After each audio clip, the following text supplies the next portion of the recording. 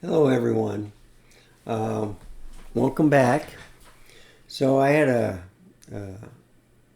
drove to Arizona one last time. Uh, Ceremony for my mother, Lois Chastine Lang.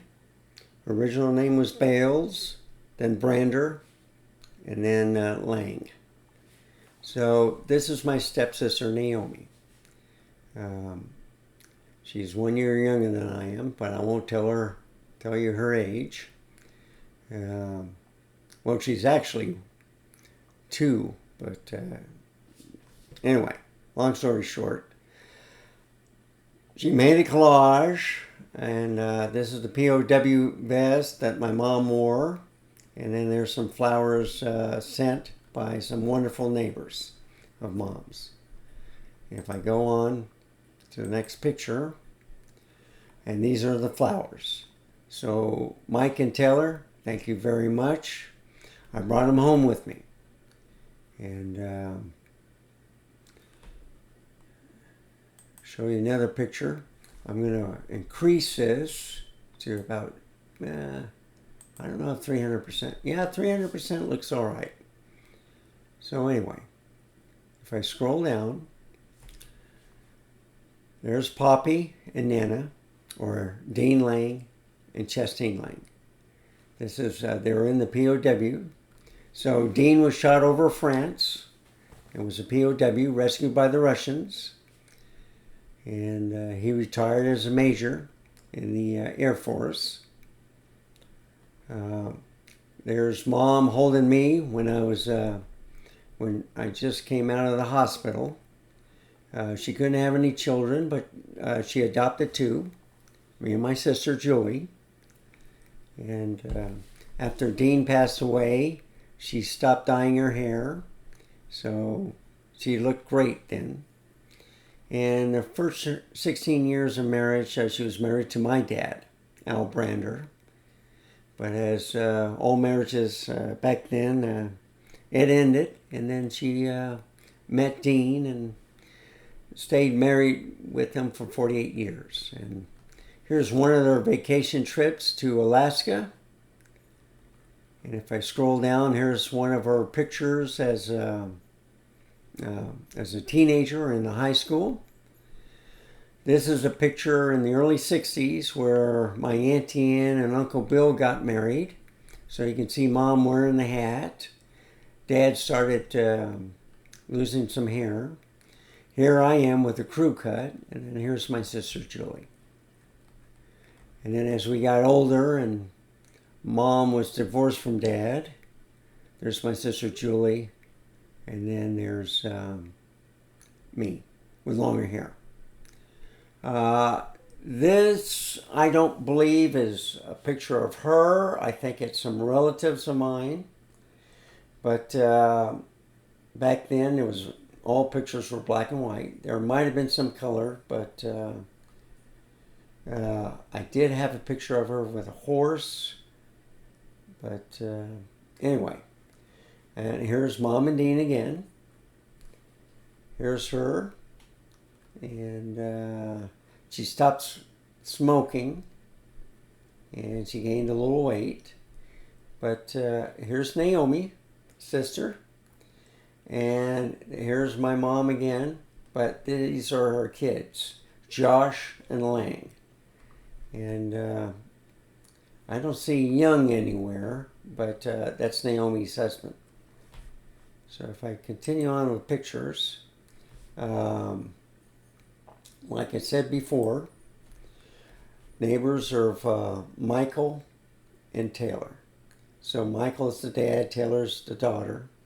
They would have dinners Monday night, either at Mom's place or their place, or they went out and ate. And they sent some beautiful flowers because Mike couldn't make it because of his job. And plus, we had it on a Friday, on a work day. There was no weekends available. And plus the fact that with the timing issues with me, getting back to work and getting some things done with spring cleaning for the neighborhood, that's the day we picked. And if I increase it a little bit, they're just beautiful flowers. Just look at that. Gorgeous. And I brought them home with me, Mike. So thank you. And then at the podium of the Legion. So I'll bring it back to where you can see the whole thing. So there's a big flag, the different flags. And then there's her POW vest. There's the collage that Naomi did. And then there's the flowers from Mike and Taylor.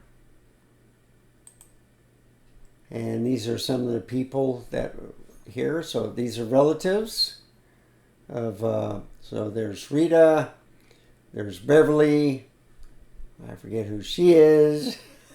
That's Young, all right. He's the dad of Lang.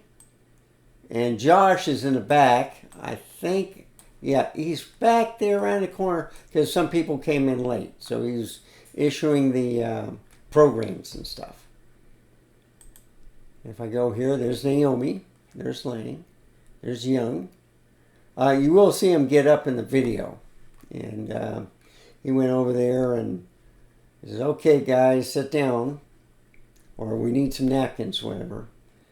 But, so I'll just slide through here. And you can see other people. So this is from our POW group, Connie. There's Barb. If I go back here, there's Barb's husband, Bob. There's Joan, and I think that's her daughter. I'm not sure. These people right here, Mom always sat with when they went dancing and stuff.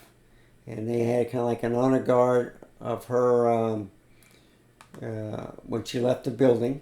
And they made sure she got to her car because she kept falling down a lot. I don't know who this person is or these people, but they're wonderful people. Neighbors. Let's see, what else can I say? Okay, that's a video. Well, a picture of video. That's a little bit right there. The story about her. And let me see if I can play it. Okay, now I'm getting a better picture. Okay, that's good enough. So she's a Shih Tzu. And the story about her is that Mom and Dean were going to move to San Antonio. And on the last moment, Dean didn't sign the papers. He wanted to go back home to Arizona. And they had a big party and stuff going away. And, well, anyway, all of his friends were back there. And Mom says, well, this is going to cost you a dog. Well, this is a little bit. So another elderly lady couldn't handle the dog anymore. Mom found her. And when Mom knew that she went downhill, she gave it to this nice lady. Let me see if I can get a picture. All right, that's the daughter. There she is, Joan. Okay. Yeah, I'm trying to... I think that's the daughter. I'm not sure. But anyway, she handles dogs all the time. So, well experienced. Best person to take care of the dog. Now, a little bit. Let's see. Let me get back here. A little bit, and I'll try and make it a little bit better picture. Yeah, she's moving. There, that's a good picture. Okay. When it thunderstormed or weather was coming, or if there's fireworks and stuff, she shiver, and she wanted someone to hold her. And she always went to Dean. So if Dean was in the room, she would jump in his lap. And the funny thing was, he had Alzheimer's pretty bad, and he was sleeping, and the dog jumped in his lap, and he woke up, and he was startled, and he says, get down, and he shoved her down, and she jumped right back in his lap. So he did it a couple of times, and then I held her until the storm was over with. But when Mom came back from rehab, we had another storm, and this dog went through where the headboard was, and between the wall and the headboard, she crawled up into Dean's chest, and he woke up. He says, "Honey, this dog's on my chest again." But anyway, that's the story behind a little bit. Wonderful dog. I'll miss her. I'll show you a picture that make your heart so warm up to her. But as you can see, these are thumbnails for the video. And there's the video part. Okay. So enough of this. I'm going to go to this scene right here. I think it's me, but that's not what I want to show you. It's this one right here. Okay, so with a little bit, Mom got this little sign. My dog is my doorbell. So Mom and Dean always wore hearing aids. And when someone rang the doorbell, it was the wrong tone, they didn't hear it. But little bit would bark, and then they knew someone was at the door. So that was the neat thing about it. Also the fact that the flowers, which I took home, right, and which you see right now, are gorgeous, and that's from Mike and Taylor. So now I'm going to show you some clips, and I'll explain the rest of the story. No, the house is already cleaned out. Yeah, we met, Brandy and I met somebody yesterday. Oh, she's wonderful. A little bit. He's taking our picture. Give me a hug too. Come on.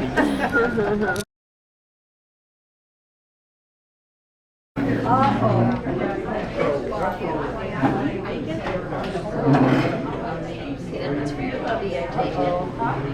That's for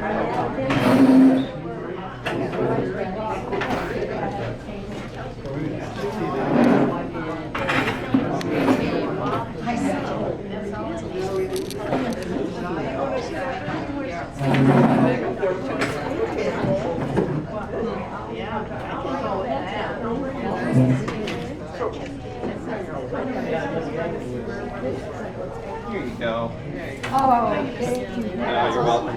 Oh, I've got this. You can use that.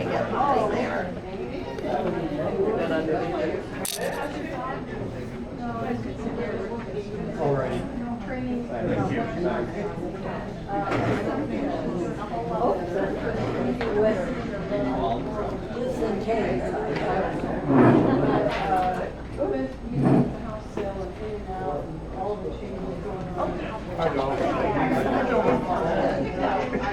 So good to be seen. By other than somebody else, come on. I am getting on a plane at 8:15. Oh, no. It's a 2-hour flight.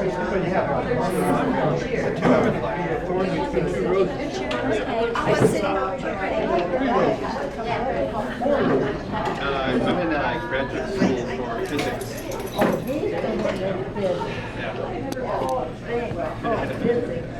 Oh my gosh, I had that. I never want to hear that word. Although I like math, physics was not my forte. That's okay. Wayne tutored a lot of his friends. I'll bet.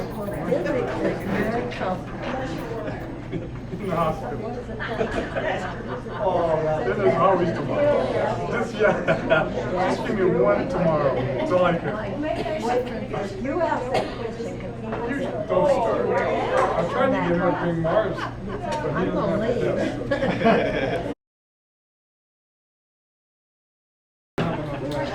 have the Doggies. Yo, yo. Let's see. They don't have a There is microphone.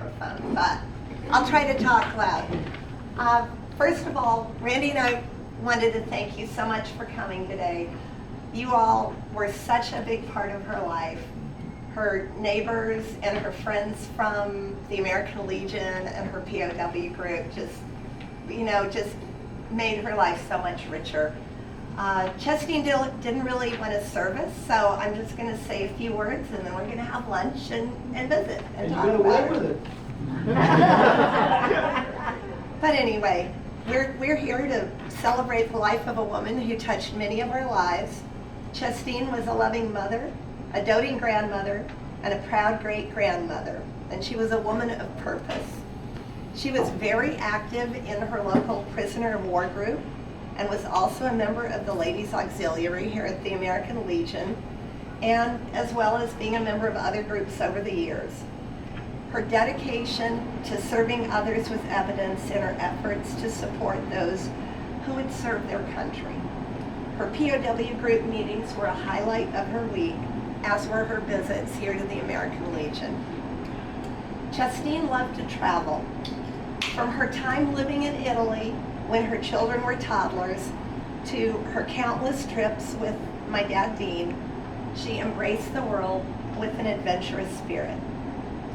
She faced her share of tragedy and experienced the devastating loss of her daughter Julie when Julie was only in her 30s. Despite the heartbreak, she continued on as we must, and she was always the biggest cheerleader for her children, her grandchildren, and her great-grandchildren. And she always looked forward to hearing about her extended family and her home state of Texas.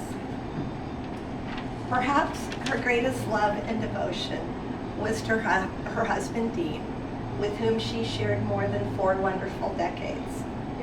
They were a team. They worked on projects, they traveled, they danced, always dancing. In Dean's later years, she was a tireless caretaker, showing her unwavering love and commitment until the end. And then when she was ready to depart this life for the next, she told me, "Poppy is calling me."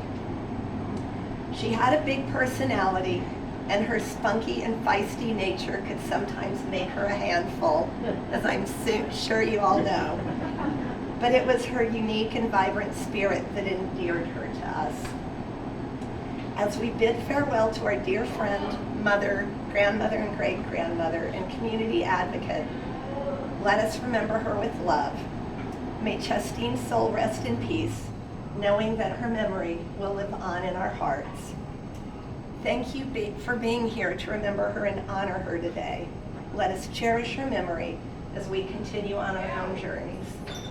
Thank you. And I just thought I'd ask, I know people don't like to get up and speak, it's hard, but if anyone has anything they'd like to say, they're welcome to. No, we're all good? All right, well, let's have lunch and let's visit for a while, okay? That's where the stories will come. Okay.